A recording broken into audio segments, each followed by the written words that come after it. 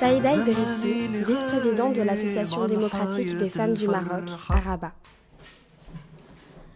Donc le code du statut personnel, c'était un code considéré à l'époque qui était fait en 1957 où la femme avait un statut de mineure sous la tutelle du mari, elle n'avait aucun droit, même pas le droit de demander le divorce. Quand il demande le divorce, il faut qu'elle prouve qu'il est maltraité. Il faut attendre 10 ans, 20 ans, sinon des femmes qui ont décédé sans avoir eu leur divorce.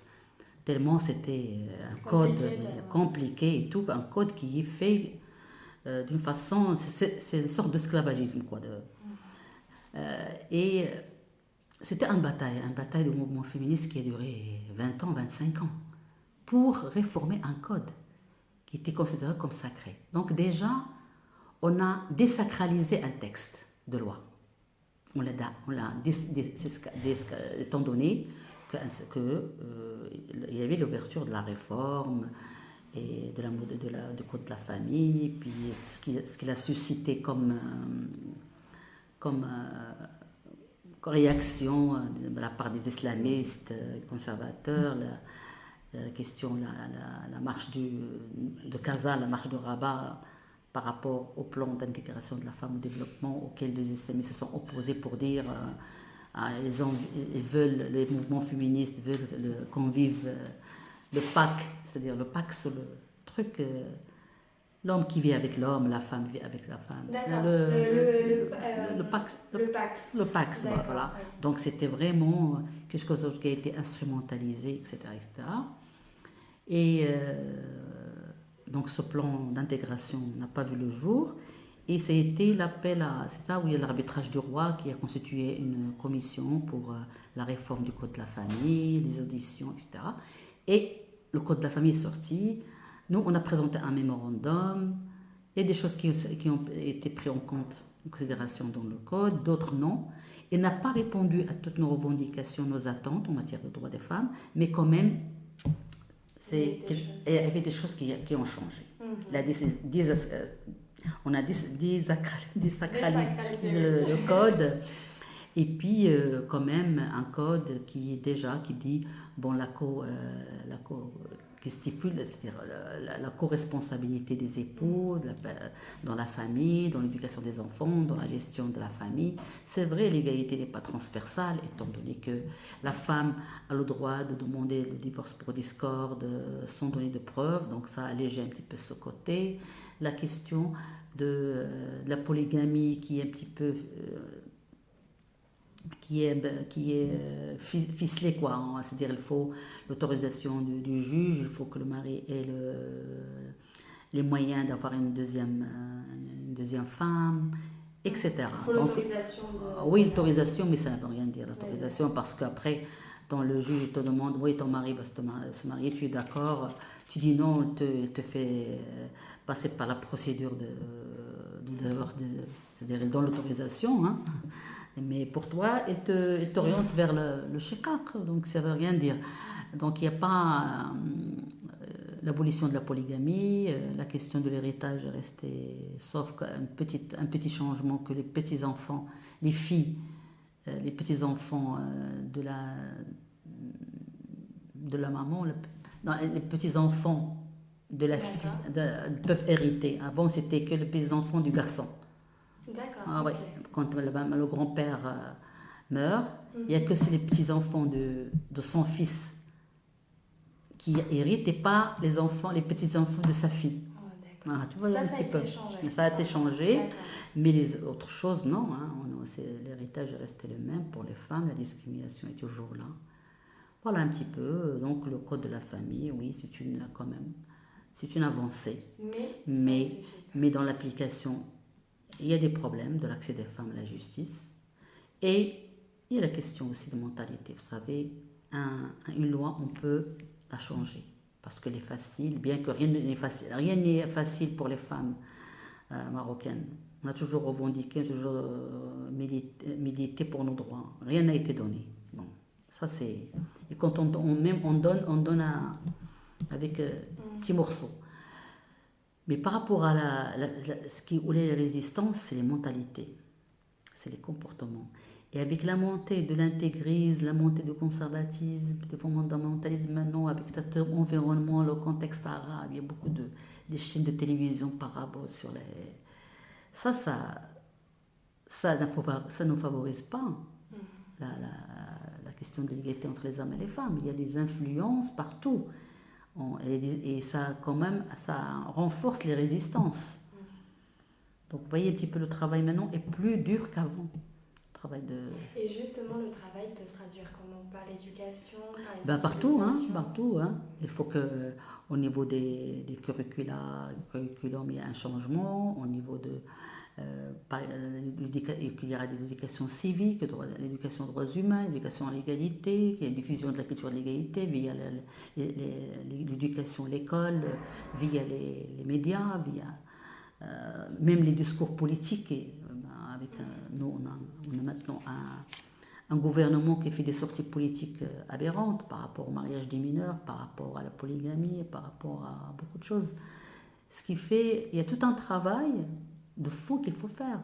Dire les lois, oui, c'est bien, parce que quand même, les lois est importante, parce que je fais recours à la loi pour faire valoir mes droits, mais en parallèle, il y a tout un changement de mentalité, de comportement, de pratique, et il faut aussi que tout le monde s'y mette. Et l'école est une porte importante. Les médias aussi. La question de l'autodalphabétisation chez les femmes, le rural qui est un petit peu marginalisé. Donc il y a beaucoup de facteurs. Il faut intégrer ça dans une politique publique, des politiques publiques intégrées avec une approche droit, bien financée, bien budgétisée. C'est ça aussi qui est... Voilà, qui est capital. Et le rôle de votre association dans tout ça, il est où? Notre rôle, nous, on fait partie du mouvement féministe au Maroc. Et notre rôle est très important, mais c'est-à-dire notre mission, c'est défendre et promouvoir, défendre des femmes et pour l'atteinte de l'égalité. Et puis la lutte contre tous les types de violences à l'encontre des femmes, parce qu'on dit la lutte contre les violences basées sur le genre.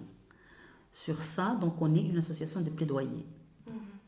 Donc on plaide pour les changements de loi, pour des politiques publiques intégrées de l'égalité, pour des mécanismes de gouvernance et de protection des droits des femmes, pour la mise en œuvre de la Constitution. On est dans le reporting, donc on fait des rapports parallèles concernant la CEDAW, pour le budget plus d'un, on fait... Donc, mais maintenant, nous, on ne travaille pas seul, on travaille toujours dans des coalitions.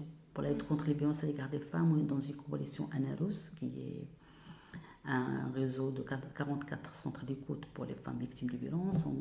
Dans une autre coalition de Printemps de la dignité qui travaille sur la réforme du code pénal. C'est-à-dire on est tout le temps dans des réseaux internes, externes, pour travailler, pour se mobiliser, pour faire le plaidoyer. Donc on a changé de statut. Oui, une dynamique, pas un seul réseau, mais une dynamique associative très importante. D'ailleurs, vous avez vu la mobilisation pour les filles par rapport à la question des jupes, etc. Donc la mobilisation était grande, 1000 avocats, des sit-ins, des sorties médiatiques, des pétitions. Donc ça a bougé pour les filles parce qu'on a considéré, c'est pas question de jupe, mais c'est question de liberté individuelle, et que si la rue commence à faire sa loi, et on sait que ça vient, c'est-à-dire ce sont des exemples il faut tirer des leçons. Ce qui se passe en Syrie, en Égypte, etc. C'est-à-dire ce sont des salafistes qui essayent de tâter le terrain pour voir jusqu'à où ils peuvent faire leur loi à la place de l'État. Il faut verrouiller. Et l'État a compris ça. On l'a mis devant sa responsabilité. On a dit, alors l'État, vous êtes responsable de la protection des citoyens, c'est vous qui faites la loi et qui protégez, qui faites valoir la loi, et c'est pas le citoyen qui va, chez le citoyen, qui chacun va commencer à faire sa loi dans la rue, à lyncher, à insulter, Et la preuve, c'était la question des écrins qui a fait... On a tapé dans tout, donc tout le monde, le monde entier, c'est la question des jupes. Alors, la jupe est devenue... Et du coup, nous, on est revenu à nos jupes pour les mettre, rien que pour marquer le coup, pour dire voilà, nous on ne baisse pas C'est ça ce qui est bien aussi. Mais le danger est partout, vous voyez.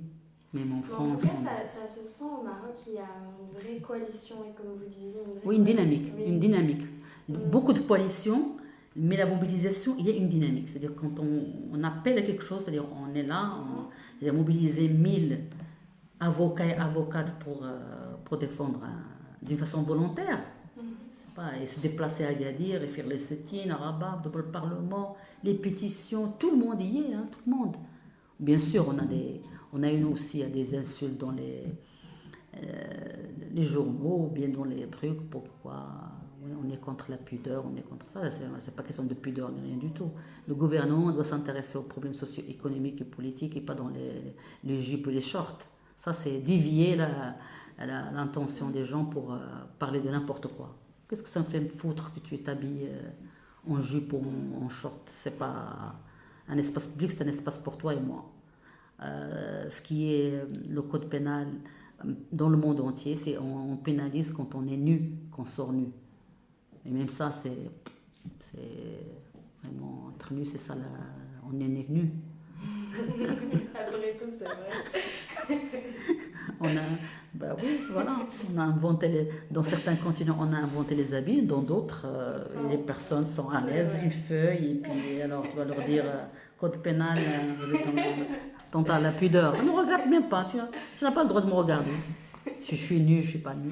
C'est-à-dire si on pousse la réflexion jusqu'au fond. C'est vrai. Et justement, peut-être que j'aimerais bien vous poser la question du fait religieux, c'est-à-dire que le Maroc, c'est quand même un pays musulman.